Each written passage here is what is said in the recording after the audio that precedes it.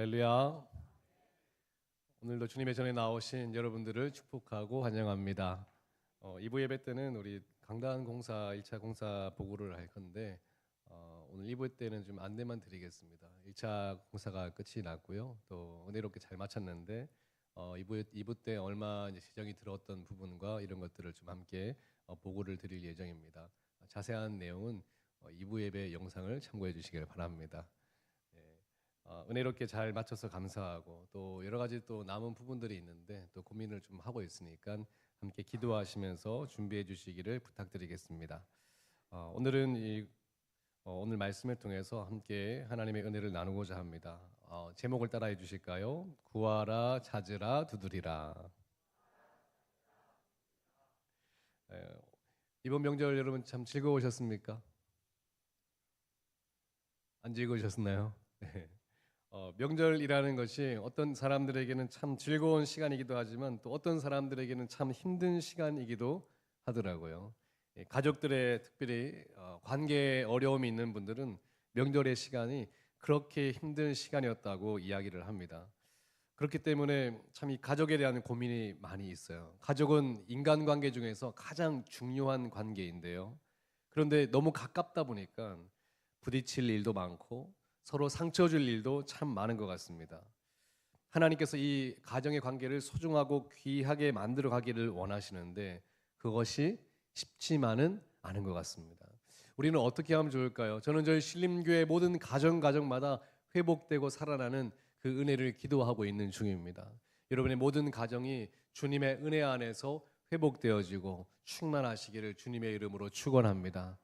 그 일을 위해서 우리는 무엇부터 해야 될까요? 오늘 말씀을 통해서 그 일을 함께 나눌 텐데요. 먼저는 지난번에 봤던 이 공정 작가의 수도원 기행이라는 책에서 진실한 관계에 대해서 이런 얘기를 하는 거예요. 공정 작가는 여러분 아는 것처럼 가정에도 어려움을 겪었던 사람이고 아이들의 문제도 그의 삶도 녹록하지 않았던 사람 중에 한 사람입니다. 근데 그가 수도원 기행 두 번째 책에서 진실한 관계를 고민하는 장면이 나와요. 그래서 그가 이렇게 얘기를 합니다. 진실한 관계는 내 느낌이나 생각 그리고 주장을 표현해도 상대방으로부터 배척받거나 버림받지 않은 믿음을 전제로 한다. 이렇게 얘기하면서 언제나 일치함을 의미하지 않는다는 거예요. 진실한 관계는 언제나 한 마음인 것도 의미하지 않는다는 겁니다. 왜냐하면 사람이라는 것이 각자의 생각이 다르고 마음이 다르기 때문에 표면적으로는 한 마음이고 하나이지만 사실은 다른 마음일 수밖에 없는 것이 진실한 관계라고 하는 것이죠. 그런데 이 진실한 관계를 사람들 사이에서는 하기가 어려웠다는 겁니다. 자기의 마음을 표현하기가 예전에는 부모에게는 할 수 있다고 생각했는데 크면 클수록 부모에게도 모든 마음을 표현하기가 어려웠어요. 자녀에게는 할 수 있겠다 생각했지만 자녀에게도 어려웠다는 그런 이야기를 합니다. 그러면서 이런 깨달음이 왔어요. 한 분에게는 이렇게 할 수 있다는 생각이 들었는데 그분이 바로 하나님이셨다는 거예요. 그래서 어떤 이야기 우리의 마음도 들으시고 받으시는 기도할 수 있는 분 하나님의 계시기에 기도할 수 있었고 그 하나님의 관계로부터 이 진실한 관계를 다시 회복할 수 있었다는 그의 표현이 참으로 마음에 와 닿았습니다. 여러분은 어떻습니까? 여러분 요즘에 진실한 관계를 이루고 계십니까? 오늘 이 관계에 대해서 함께 이 말씀을 통해서 고민을 할 텐데요. 오늘 본문의 말씀이 바로 우리에게 이 정답을 알려주는 중요한 말씀입니다. 오늘 본문의 말씀 7절 8절 말씀을 다시 한번 읽어보겠습니다. 함께 읽습니다. 시작. 구하라 그리하면 너희에게 주실 것이요 찾으라 그리하면 찾아낼 것이요 두드리라 그리하면 너희에게 열릴 것이니 구하는 이마다 받을 것이요 찾는 이는 찾아낼 것이요 두드리는 이에게는 열릴 것이니라. 아니 목사님 이 얘기는 관계에 대한 말이 아니라 뭐에 대한 말씀이에요? 기도에 대한 말씀 아닙니까? 여러분 기도의 세미나나 기도의 강의나 기도의 말씀을 들을 때 꼭 어김없이 빠지지 않고 등장하는 말씀이 바로 오늘 이 말씀입니다. 그런데 정작 이 말씀 가운데 찾고 구하고 두드리고 기도해라 하나님께 구하라는 이 이야기는 하지만 정작 이 말씀이 무엇을 찾고 무엇을 구하고 무엇을 두드려 보라는 이 무엇이라는 이 이야기를 우리는 쏙 빼놓고 이야기를 하죠. 오늘 주님께서 찾고 구하고 두드리라. 근데 무엇을 찾고 구하고 두드려야 되는지 이 말씀에 덧붙여진 내용을 오늘 함께 나누려고 합니다. 그러면서 오늘 관계에 대한 고민을 한다고 했잖아요. 오늘 첫 번째 주는 메시지는 무엇이냐? 따라해 볼까요? 옳은 말을 사랑으로 할 수 있는 지혜를 구하라. 오늘 이 말씀을 통해 첫 번째 나눌 메시지입니다. 오늘 본문은 유명한 가르침입니다. 오늘 본문을 자세히 보면 세 번이나 강조합니다. 구하라, 찾으라, 두드리라. 세 번이나 똑같은 이야기를 반복해요. 그러면서 찾아낼 것이고 또 열릴 것이다 하는 약속의 응답도 세 번이나 반복을 하고 있습니다. 이 이야기 속에서 왜 세 번을 똑같은 이야기를 반복할까? 여러분 왜 세 번 반복하는 줄 아세요? 여러분 부모님들이 왜 했던 얘기 또 하고 또 하는지 아십니까? 그 이야기가 중요하기 때문입니다. 강조하는 부분인데요. 달라스 신학교의 하워드 핸드릭스 교수죠. 교육학으로 유명한 교수인데 이 교수가 이 본문을 해석하면서 이런 이야기를 했습니다. 주님께서 세 번씩 강조하신 의도를 파악하기 위해서 마태복음 7장은 1절부터 봐야 된다는 이야기예요. 과연 7장 1절에는 무슨 이야기를 하고 있는지 오늘 본문의 말씀이 어떤 이야기와 연결되는지 함께 나눠보도록 하겠습니다. 7장 1절 말씀입니다. 함께 읽습니다. 시작. 비판을 받지 아니하려거든 비판하지 말라. 마태복음 7장 1절은 비판에 대한 이야기를 하면서 비판하지 말라. 비판받지 않으려거든. 내 눈 속에 들보가 있는데 형제들에게 말하기를 내 눈 속에 있는 티를 빼게 하려느냐 하면서 이 남을 함부로 비판해서는 안 된다는 그 이야기를 7장 1절에는 해주고 있습니다. 그러다가 7장 6절에 가서 이런 이야기가 이어져요. 7장 6절 말씀을 함께 볼까요? 함께 읽습니다. 시작. 거룩한 것을 개에게 주지 말며 너희 진주를 돼지 앞에 던지지 말라.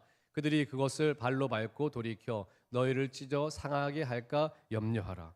그 6절에 뜬금없이 거룩한 것을 개에게 던지지 말고 너희 진주를 돼지 앞에 던지지 말라고 하는 겁니다. 아니 함부로 비판하지 말라 이렇게 해놓고선 왜 이 이야기가 나오는가? 뜬금없다는 생각이 드실 거예요. 그런데 이 이야기는 연결되는 부분인데요. 총신대 신약학 교수 정은택 교수님은 이 이야기를 이렇게 이야기해 줍니다. 너희 비판이 옳은 것이라 할지라도 공정하고 정의로운 이야기라 할지라도 그것을 수용하기가 어려운 연약한 사람들, 그것을 잘 깨닫지 못하는 사람들에게는 아무리 내 비판이 옳다 하더라도 삼가하는 것이 필요하다.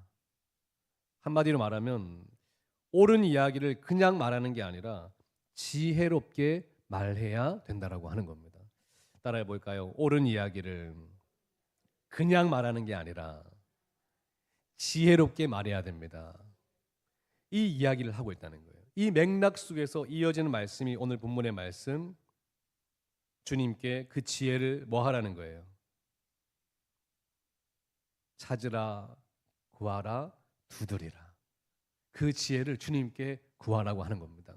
정작 찾고 구하고 두드리는 것이 너무나 중요하다는 말씀은 전했는데 오늘 본문에서 무엇을 찾고 무엇을 구하고 무엇을 두드려야 되는지에 대한 이 이야기는 쏙 빼놓고 알고 있는 것이 바로 저희의 바로 모습입니다. 오늘은 무엇까지 함께 덧붙여서 이 말씀을 나누려고 합니다. 아무리 옳은 이야기라도 지혜롭게 사랑의 마음으로 그것을 이야기해야 된다고 이야기를 하면서 그 지혜를 하나님께 구하는 이 자세가 바로 우리 믿는 믿음의 사람들에게 있어야 한다고 오늘 말씀은 이야기를 합니다. 제가 성도들을 신방하면서 가장 많이 들었던 이야기가 교회에서 인간관계에서 상처를 받았다는 이야기를 가장 많이 들었던 것 같습니다. 그런데 그 이야기를 종합해 보면 간단해요. 그냥 교회에서 신앙생활 하다 보면 사람들로부터 어떤 말을 들었던 것 같아요. 그 이야기가 크게 상처가 되었던 것 같습니다. 근데 그 이야기는 대부분 여러분을 고의적으로 모독하거나 고의적으로 악의를 가지고 비틀었던 그 폭언들과는 조금 거리가 있는데 그냥 교회에서 옳은 말일 수도 있고 맞는 말일 수도 있어요. 그런데 그 이야기를 어떻게 했어요? 아주 상처가 되게끔 그에게 했던 그 부분들이 저희 성도들에게 많은 분들에게 아픔이 되었습니다. 그런데 우리도 생각해야 돼요. 우리도 알게 모르게 누군가에게 그랬을 수 있다는 생각을 할 수 있어야 됩니다. 교회에서 대부분 일어나는 이야기는 틀린 말은 아닌데 너무나 아픈 말들이 많이 있어요. 저는 저희 신림교회가 아픈 말보다는 따뜻한 말이 있는 그런 교회가 되기를 바랍니다. 근데 우리에게는 그런 지혜가 조금 부족해요. 내가 누구에게 비판하고자 할 때, 누군가에게 충고하고자 할 때, 내가 너무 말이 옳기 때문에, 이것이 정확하기 때문에 누군가에게 그것을 전하려고 할 때 그것을 옳은 말이지만 사랑으로 할 수 있는 지혜를 우리 주님께 구할 수가 있어야 된다는 겁니다. 구하고 찾고 두드리는 이 3번 정도의 기도가 필요하다는 것이죠. 저는 저와 여러분들에게 이 기도 제목이 항상 있기를 주님의 이름으로 축원합니다. 예수님의 모습을 기억하세요. 요한계시록 3장 20절에 예수님은 이런 모습을 보여줍니다. 함께 읽습니다. 시작. 볼지어다 내가 문 밖에 서서 두드리노니 누구든지 내 음성을 듣고 문을 열면 내가 그에게로 들어가 그와 더불어 먹고 그는 나와 더불어 먹으리라. 우리 주님께서 창조주시고 진리이시고 우리의 모든 것을 아시고 처음과 나중이신 우리 주님께서 여러분에게 다가가실 때, 여러분에게 무슨 말씀을 하실 때, 오늘 말씀은 되게 특이합니다. 뭐라고 합니까? 문을 뭐 하신대요? 문을 두드리실 필요가 뭐가 있어요? 우리 주님께서 여러분에게 이야기하시면 되죠. 여러분에게 바로 말씀하시면 되죠. 근데 우리 주님께서는 아주 조심스럽게 여러분의 문을 두드리신대요. 여러분이 뭐 할 때까지요? 문을 열어줄 때까지. 주님께서는 특이하세요. 오늘도 말씀 속에 여러분이 오면 아무개야, 네가 내 말을 안 들으면 내일 죽을 거다, 이렇게 협박을 하면서라도 이야기해 주시면 되잖아요. 그럼 막 벌벌 떨면서 들으면 되는 거 아니에요. 우리가 창조주 앞에 우리 피조물 아닙니까? 그런데 우리 주님께서 뭐 하신대요? 문을, 오늘도 예배 가운데 주님께서는 여러분의 문을 뭐 하고 계세요? 두드리고 계세요. 뭐 할 때까지? 열 때까지. 그게 우리 주님의 마음이시라는 겁니다. 우리 주님은 바로 이런 분이세요. 우리에게 또 이렇게 말씀하시는 겁니다. 여러분도 옳고 여러분도 가지고 있는 생각도 맞고 여러분의 충고도 너무나 중요한 것이지만 여러분도 우리 주님 앞에 지혜를 구하고 문을 두드리는 이 자세가 필요하다는 이야기예요. 우리는 옳기 때문에 맞다고 생각하기 때문에 무례해질 때가 많이 있습니다. 근데 주님께서는 사랑은 무례하지 않는 것이라고 했어요. 교회에서는 옳은 말을 많이 합니다. 교회에서는 맞는 말을 많이 해요. 그런데 오늘날 교회의 문제는 옳은 말, 맞는 말이 아니기 때문이 아니라 무례하다는 것에 있습니다. 옳기 때문에 함부로 이야기해도 되고 내가 맞는 말이기 때문에 무례해도 된다는 이 착각이 있는 것이 오늘날 우리의 모습입니다. 그럴 때마다 우리 예수 그리스도께서 우리에게 어떻게 하셨는지를 잘 기억하셔야 될 것입니다. 이것은 가족들에게도 일어나요. 부모가 자녀들에게 틀린 말을 합니까? 아니에요. 옳은 말을 해요. 그런데 그 옳은 말이 문제가 됩니다.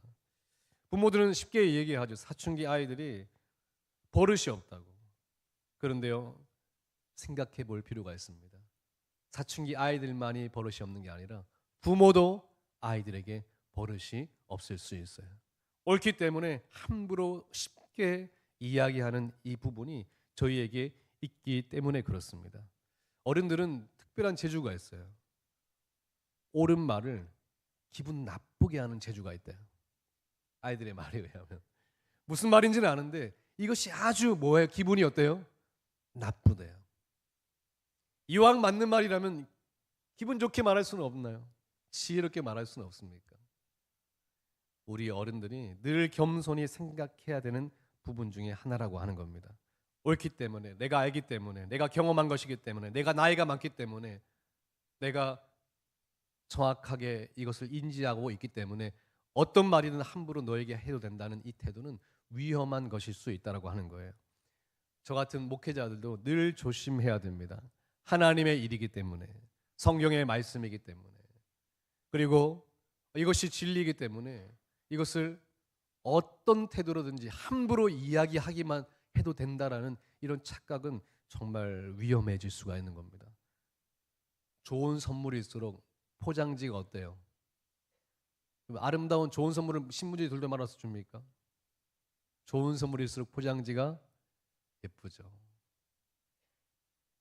진리와 좋은 말씀일수록 아름답게 전하려고 하는 이 자세가 우리에게 있어야 된다라고 하는 거예요. 두려운 마음으로 저도 늘 이 마음을 가집니다. 성도들과 모든 교우들이 여러분도 늘 이 말씀을 두려운 마음으로 받으시기를 주님의 이름으로 축원합니다. 내가 무엇을 충고해주고 무엇을 말해줘야겠다는 생각이 들면 구하고 찾고 두드리라는 이 말씀을 기억하시기를 바랍니다. 그리고 하나님 저에게 지혜를 주셔서 옳은 말을 지혜롭게 하게 하여 주옵소서. 이 기도 제목이 저와 여러분의 기도 제목이 되기를 주님의 이름으로 축원합니다. 오늘 이 말씀을 통해서 저희가 알아야 될 두 번째 메시지는 따라해 볼까요? 상대방의 입장에서 생각하는 마음. 오늘 말씀의 본문은 전체를 좀 봐야 된다고 말씀을 드렸습니다. 먼저 주님께서 찾고 구하고 두드려야 될 것이 사랑으로 말할 수 있는 지혜라고 말씀을 드렸습니다. 그리고 이렇게 구하는 자에게 오늘 8절은 그 응답을 약속하죠. 8절 말씀해 보니까 오늘 구하는 이마다 어떻게 된다고요? 받을 것이래요. 찾는 이는 찾아낼 것이래요. 두드리는 이에게는 열릴 것이니라. 이렇게 찾고 구하고 두드리는 이에게는 반드시 응답을 하시겠다는 하나님의 약속입니다. 그러면서 9절에 이어서 어떤 말씀을 덧붙이시느냐? 너희 중에 누가 아들이 떡을 달라 하는데 돌을 주며 10절 말씀에 생선을 달라 하는데 뱀을 줄 사람이 있겠느냐? 이를 말씀을 하시면서 11절에 이렇게 이야기합니다. 함께 읽습니다. 시작. 너희가 악한 자라도 좋은 것으로 자식에게 줄 줄 알거든 하물며 하늘에 계신 너희 아버지께서 구하는 자에게 좋은 것으로 주시지 않겠느냐? 하나님이 이렇게 응답을 하시면서 자녀에게 부모가 좋은 것을 주고 싶은 것처럼 그렇게 구하는 자에게 어떤 것을 주고 싶다고요? 좋은 것을 주고 싶대요. 그러면서 오늘 챕터의 마지막 결론은 12절에 이르게 돼요. 어떤 것을 주시길래 좋은 것이라고 하셨을까? 12절의 말씀을 함께 읽어봅니다. 시작. 그러므로 무엇이든지 남에게 대접을 받고자 하는 대로 너희도 남을 대접하라. 이것이 율법이요 선지자니라. 옳은 말을 지혜롭게 하기 위하여 기도하는 자에게 찾고 구하고 두드리는 자에게 응답을 줄 것인데 주님께서 좋은 것을 주시겠대요. 그러면서 12절에 무엇이라고 하냐면 너희가 받고자 하는 대로 남을 대접하라. 상대방의 입장을 생각하는 그 마음의 지혜를 여러분에게 주시겠다라고 하는 것입니다. 아니 목사님, 상대방을 생각하는 것이 왜 우리에게 좋은 것입니까? 그것은 누구에게 좋은 거예요? 상대방에게 좋은 거잖아요. 상대방을 생각하는 마음은 나에게 좋은 게 아니라 상대방에게 좋은 거 아닙니까? 그게 부모가 자녀에게 좋은 것을 주고자 하는 그 마음으로 나에게 좋은 것을 주셔야 되는데 누구에게 좋은 것을 주신다는 거예요? 상대방을 생각하는 마음은 상대방에게 좋은 거죠. 우리가 손해 보는 거 아닐까요?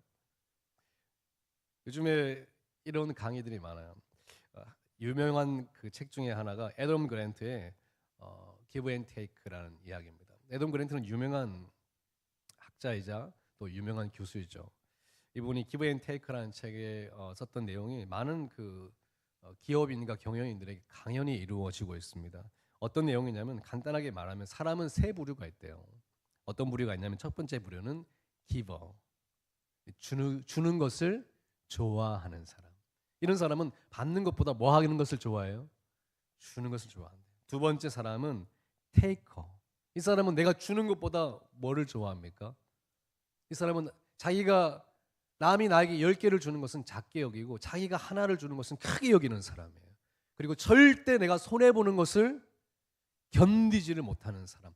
테이커입니다. 테이커. 내가 주는 것보다 뭐 하는 것을 좋아해요? 받는 것을 좋아하는 테이커입니다. 그리고 세 번째 부류는 매처. 매처가 뭐냐면 내가 받는 만큼 주는 것이죠. 주는 만큼 받으려고 하는 건 그런 뜻보다 오히려 내가 받는 만큼 주려고 하는 그 마음에 강한 사람이 매처입니다. 여러분 이 세 부류의 사람 중에서 기버는 10명 중에 몇 명 정도 될까요? 주는 것을 좋아하는 사람 10명 있다면 기버는 몇 명 정도 될까요? 여러분 주위에는 없나요? 그런 사람이? 이 학자가 얘기하기로는 기버는 이 4명 중 1명이 기버가 발견된대요. 그래서 여러분 4명이 있으면 1명은 주는 것을 좋아하는 사람이 있다는 거예요. 그리고 또 테이커는 받는 것을 좋아하는 사람, 내가 손해보는 것을 견디지를 못하는 사람, 내가 주는 것은 크게 여기고 받는 것을 작게 여기는 사람. 테이커는 10명 중에 몇 명이 있을까요? 학자가 얘기하기는 5명 중에 1명이 있대요. 5명 중에 1명.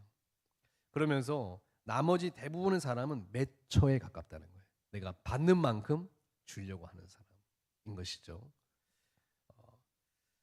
근데 그 여러 가지 강의에서 참 재밌는 게 있었습니다. 그러면서 이 주려고 하는 기버들은 손해 보는 거 아닌가 생각이 들었는데, 회사에서 연구를 해보면 가장 성과를 많이 내는 사람, 가장 상위 성과를 내는 사람을 보면 기버들이 많대요. 왜 가장 이 기버들은 남을 생각하는 사람인데 왜 성과를 많이 낼까 보니까, 이 회사에서 흥미로운 연구가 뭐냐면 업적을 이 사람들이 어떻게 많이 냈나 보니까 기버들은 물건을 같이 만들더라도 저 사람에게 필요한 것이 무엇일까? 이런 생각을 많이 한다는 거예요. 이것이 사람들에게 어떻게 받아들여질까? 이런 상대방의 입장에서 생각하는 그런 사고방식 때문에 같은 물건을 만들더라도 사회에 필요한 게 뭘까? 사람들에게 이것이 어떻게 어필이 될까? 상대방에서 입장에서 관찰하고 끊임없이 고민하는 특징이 있더라는 거예요. 이것이 그 사람이 아주 최고의 성과를 내는데 아주 중요한 요인이었다고 합니다. 재밌죠? 그러면서 이 촌철살인 같은 이야기를 해요. 어떤 얘기를 하냐면 실패하는 사람들의 이유에 대해서 이야기를 하는데 재밌습니다. 어떤 얘기를 하냐면 실패하는 사람들은 타인에게 무엇이 필요할까? 상대방이 이것이 어떻게 받아들여질까를 생각하지를 않는다는 거예요. 내가 좋은 것을 내고 내가 생각하기 괜찮은 물건을 만들어내고 상대방의 입장과 타인의 생각을 전혀 고려하지 않는 이 사고방식이 그를 실패하게 만든다라고 이야기를 했어요. 참 재미있는 평가죠. 오늘 목사님, 왜 상대방의 입장에서 생각하는 마음을 주님께서 주시는 것이 부모가 자녀에게 주고자 하는 가장 좋은 마음인지를 묻는다 그러면 이 부분을 이야기할 수 있을 것 같아요. 오늘날 사회적 연구 속에서 이루어지는 이야기지만 사실 원래 이 이야기는 어디에 있는 이야기입니까? 성경에 있는 이야기 아니에요. 예수님께서 말씀하시는 상대방의 입장을 헤아리는 그 마음은 마치 부모가 자녀에게 가장 좋은 것을 주고 싶은 그 마음으로 하나님께서 우리에게 주고 싶은 지혜라고 이야기를 하는 것입니다. 그러니까 믿는 사람들은, 하나님께 기도하는 사람들은 늘 기도할 때마다 하나님이 주고 싶은 마음이 있어요. 상대방의 입장을 생각해 보는 마음. 그 마음 가운데 하나님의 역사를 이루시고 하나님의 사명을 이루시는 거룩한 통로가 되는 마음이라고 이야기하는 것입니다. 사랑하는 성도님들, 오늘 말씀이 여러분과 저에게 들리기를 주님의 이름으로 축원합니다. 혹시 여러분 주위에 예수님의 말씀처럼 상대방의 입장을 생각하고 주는 것을 좋아하는 사람 하면 어떤 사람이 떠오르십니까? 아무도 떠오르지 않나요? 여러분 주위에는 그런 사람이 없습니까? 혹시 없다면 여러분이 그런 사람이 되시기를 바랍니다. 그리고 연구에서 보니까 주위에 기버들이 많은 사람이 행복하대요. 여러분 행복하는 사람입니까? 저희 신림교회가 기버들이 많아지는 주님의 마음, 상대방을 헤아리는 그 마음이 많은 아름다운 교회가 되기를 바랍니다.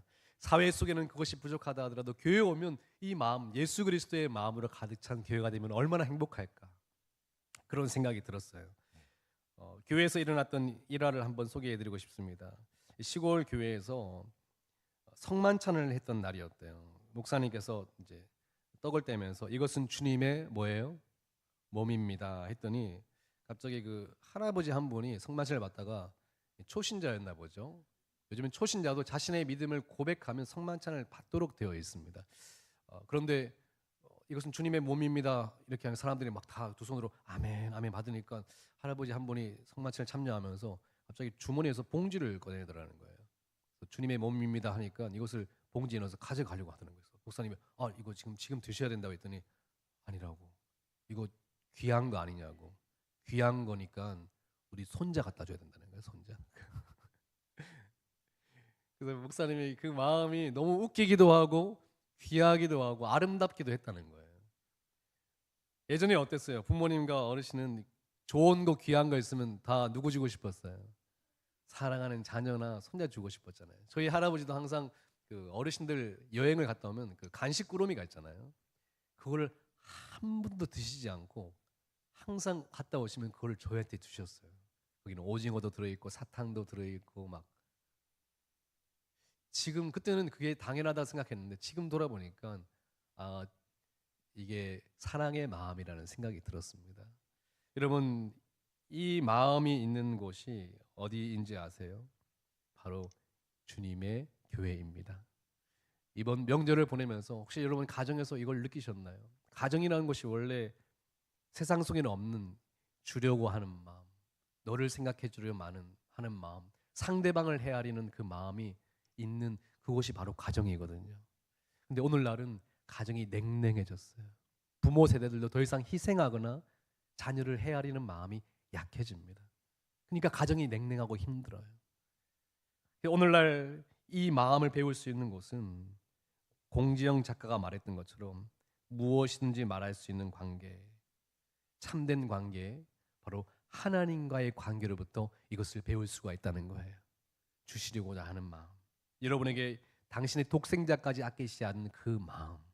그런데 그 마음을 배운 바로 교회에서 사람들이 오면 세상에서 느낄 수 없는 그 따뜻한 마음이, 상대방을 배려하고 헤아리는 그 마음을 느끼며 주님의 참 사랑 가운데 참된 관계를 회복하는 놀라운 역사가 바로 교회 안에서 이루어지는 일이라고 하는 것입니다.